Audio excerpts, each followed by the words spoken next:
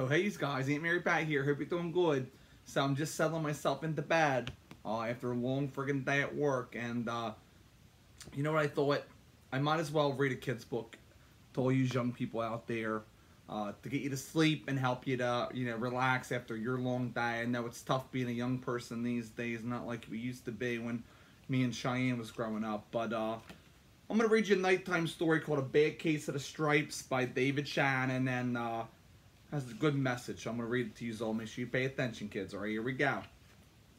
Camilla Cream loved lima beans, but she never ate them. All of her friends hated lima beans, and she wanted to fit in. Camilla was worried about what other people thought of her. Today, she was fretting even more than usual. It was the first day of school, and she couldn't decide what to wear. There were so many people to impress.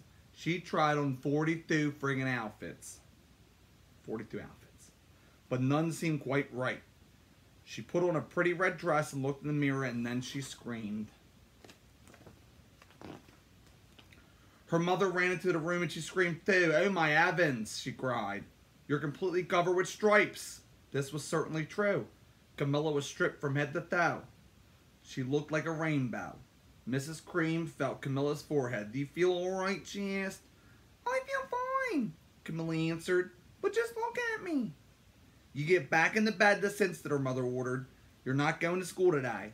Camilla was relieved. She didn't want to miss the first day of school, but she was afraid of what other kids would say, and she had no idea what to wear with those crazy stripes. Jesus, Mary and Joseph, I tell you, what did she get herself into?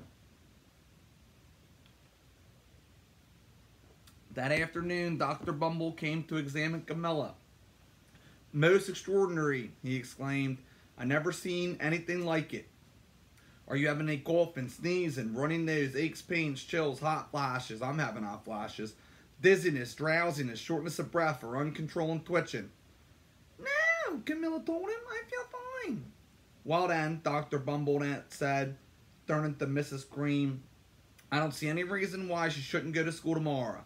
Here's some ointment that shall clear those stripes in a few days. If it don't, you know where to reach me." And off he went.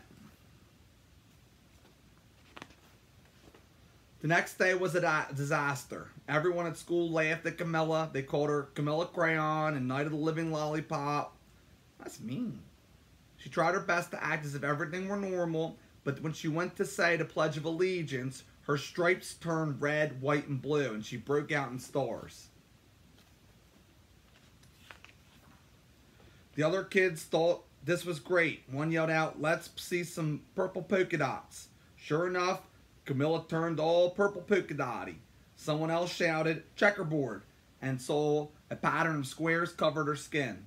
Soon everyone was calling out different shapes and colors, and poor Camilla was changing faster than you could change channels on the TV.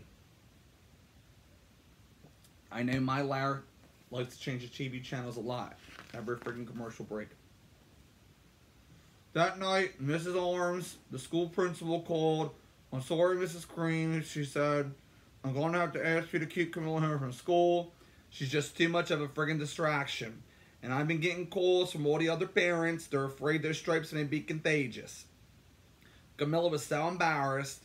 She couldn't believe that 2 days ago everyone liked her. Now no one would be in the same room with her. Her father tried to make her feel better. "Is there anything I can get you, sweetheart?" he asked. "No, thank you," sighed Camilla. "No, thank you," sighed Camilla. What she really wanted was a nice plate of lima beans, but she had been laughed at enough for one day. Well, yes, I say," Dr. Bumble mumbled when Mr. Cream phoned the next day. "I think I better bring in the specialist. We'll be right over." About an hour later, Dr. Bumble arrived with 4 people in long white coats. He introduced them to the Creams. "This is Dr. Grop, Dr. Sponge, Dr. Cricket, and Dr. Young." What name is Cricket? Then the specialist went to work on Camilla. They squeezed and jabbed, tapped, and tested. It was very uncomfortable. "Well, it's not the mumps," concluded Dr. Grop, "or the measles," said Dr. Sponge. "Definitely not the chicken pox," put in Dr. Cricket. "Or sunburn," said Dr. Young.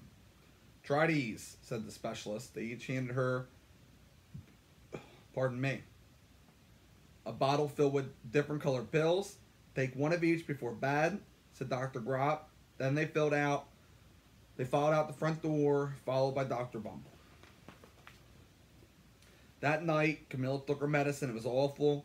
When she woke up the next morning, she did feel different. But when she got dressed, her clothes didn't fit no right.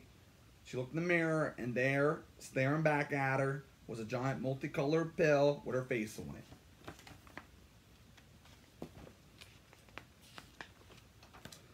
It's a long page. Be patient.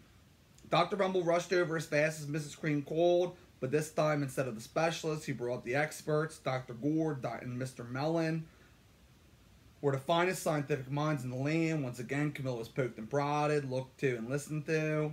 The experts wrote down lots of numbers. Then they huddled together and whispered. Dr. Gord finally spoke. It must be a virus, he announced with authority. Suddenly, fuzzy little virus balls appeared all over Camilla, or possibly some form of bacteria, said Mr. Mellon. Out popped squiggly little bacteria tails, or it could be a fungus, added Dr. Gord. Instantly, Camilla was covered with different colored fungus blotches. The experts looked at Camilla, then at each other. We need to go over these numbers again back at the lab, Dr. Gord explained. We'll call you when we know something, but the experts didn't have a clue. I could have told you that. By now, the TV news had found out about Camilla. Reporters from every channel were outside her house, telling the story of the bizarre case of the incredible changeling kid.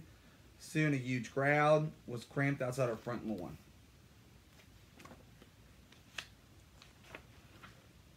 The Creams were swamped with all kinds of remedies and from psychologists, allergists, herbalists, nutritionists, psychics, an old medicine man, a guru, and even a veterinarian. Each so-called cure only added to poor Camilla's strange appearance that was hard to even recognize her. She sprouted roots and berries and crystals and feathers and a long furry tail, but nothing worked. One day, a woman who called herself an environmental therapist claimed she could cure Camilla.